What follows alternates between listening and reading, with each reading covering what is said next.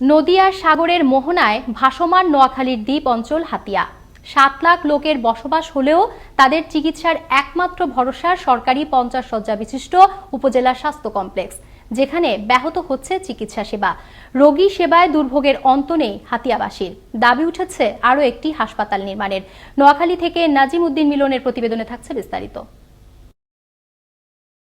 নোয়াখালীর বিচ্ছিন্ন দ্বীপ উপজেলা হাতিয়া। এই হাতিয়াবাসীর চিকিৎসার একমাত্র অবলম্বন হাতিয়া সরকারি হাসপাতাল উপজেলা স্বাস্থ্য কমপ্লেক্স। একদিকে করোনার হানা, অন্যদিকে শীতজনিত নানা রোগের প্রাদুর্ভাব। এতে হাসপাতালটিতে বাড়ছে রোগীদের ভিড়। উপজেলা স্বাস্থ্য কমপ্লেক্সটিতে ৩১ জন ডাক্তার এবং ১৬ জন নার্সের পোস্ট থাকলেও ২-৩ জন ডাক্তার আর কয়েকজন নার্স দিয়েই চলছে চিকিৎসা সেবা। কচ্ছপ গতির এমন চিকিৎসা সেবার উপরই চলছে ৭ লক্ষ লোকের বসবাসরত এই হাতিয়া দ্বীপ। দ্বীপ অঞ্চল হওয়ায় বর্ষাকালে জরুরি মুহূর্তে জেলা সদর বা অন্য কোথাও রোগীদের নিয়ে যাওয়া যখন দুষ্কর, তখন এ হাসপাতালটিতে রোগীদের নিয়ে এলেও রোগীদের পড়তে হয় উল্টো বাড়তি দুর্ভোগ আর বিড়ম্বনায়।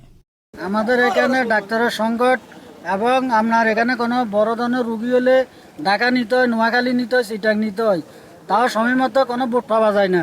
আমাদের হাতিয়াতে মাত্র একটি অ্যাম্বুলেন্স হচ্ছে না, রুগীর অনেক চাপ, আরেকটি অ্যাম্বুলেন্সের দরকার। হাতিয়া উপজেলা নোয়াখালী জেলা থেকে বিচ্ছিন্ন একটা দ্বীপ। এখানে ৭.৫ লক্ষ লোকের বসবাস। এখানে আমাদের ৫০ শয্যা বিশিষ্ট একটা হাসপাতাল রয়েছে।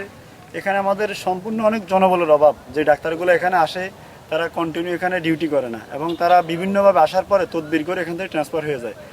রোগীদের স্থান দিতে পারছে না হাসপাতাল কর্তৃপক্ষ, তার উপর চিকিৎসক সংকট তো থাকছেই।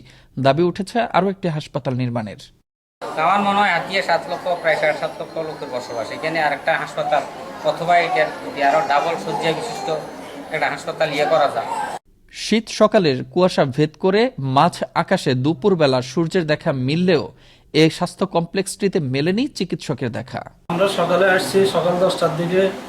ডাক্তার সংকীর্ণের কারণে আমরা ২টা বাজে গেছি। এখানে রোগীগুলো সকাল থেকে আসি, সেবা পাইতে কষ্ট হয়। পরিমাণে ডাক্তার নাই, নার্স নাই। প্রয়োজনের তুলনায় যে চিকিৎসক সংকট তা স্বীকারও করে নিলেন স্বাস্থ্য কমপ্লেক্সটির আয়া ও ডিউটি ডাক্তার। রোগীর কারণে আমরা অধিক পরিষ্কার পরিচ্ছন্নতা করতে পারি না। আমাদের আয়া ৩ জন। রোগীর যে পরিমাণ বেড, ওই অনুযায়ী আমাদের ডাক্তার এবং নার্স লোকবলের সংকট। এদিকে ডাক্তার ও নার্স ছাড়া সবই আছেন স্বাস্থ্য কমপ্লেক্সে, তা স্বীকার করে ঊর্ধ্বতন কর্তৃপক্ষকে জানানো হয়েছে বলে নিশ্চিত করলেন এই স্বাস্থ্য কর্মকর্তা। ডাক্তার এবং নার্স ছাড়া অন্যান্য জনবল কিন্তু আমাদের ঠিকই আছে। সুইপার কম আছে, কয়েকজন দরকার আছে। আমাদের ডাক্তার থাকার কথা ৩১ জন, কনসালটেন্ট সহ মেডিকেল অফিসার, আরএমও, ইউএসএনএফ মিলে, কিন্তু আমাদের আছে মাত্র এখন ৪ জন। আসলে আমরা খুব ক্রাইসিসের মধ্যে আছি। আমি ঊর্ধ্বতন কর্তৃপক্ষকে জানিয়েছি, চিঠি লিখেছি, তারা বলছেন যে খুব শীঘ্রই পোস্টিং দেওয়া হবে। এত কিছু সত্ত্বেও এই হাসপাতালের চিকিৎসক ডাক্তার বিমল চন্দ্র আচার্য কুড়িয়েছেন সুনাম, খ্যাতি পেয়েছেন গরিবের ডাক্তার নামে। ডাক্তার বিমল চন্দ্র আচার্য স্যার, উনি গরিবের ডাক্তার।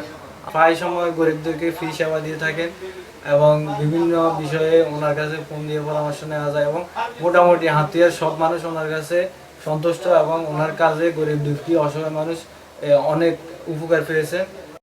কথা হয় গরিবের ডাক্তারের সাথে। অনেক চিকিৎসকই যেখানে এ দ্বীপে থাকছেনই না, সেখানে কি করে তিনি সেবা দিয়ে যাচ্ছেন জানতে চাইলে তিনি বলেন, আমার যে দায়িত্ব এবং কর্তব্য সেটা অফিস চলাকালীন সময়ে সেই দায়িত্বটুকু পালন করার আপ্রাণ চেষ্টা করি।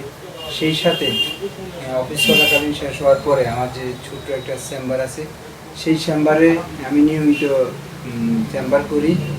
বিশাল দ্বীপবাসীর চিকিৎসা সেবায় একমাত্র ভরসা উপজেলা স্বাস্থ্য কমপ্লেক্সের ডাক্তার ও নার্স সংকট দূরীকরণের লক্ষ্যে প্রয়োজনীয় ব্যবস্থা নিতে কাজ করছে বলে জানান জেলা সিভিল সার্জন।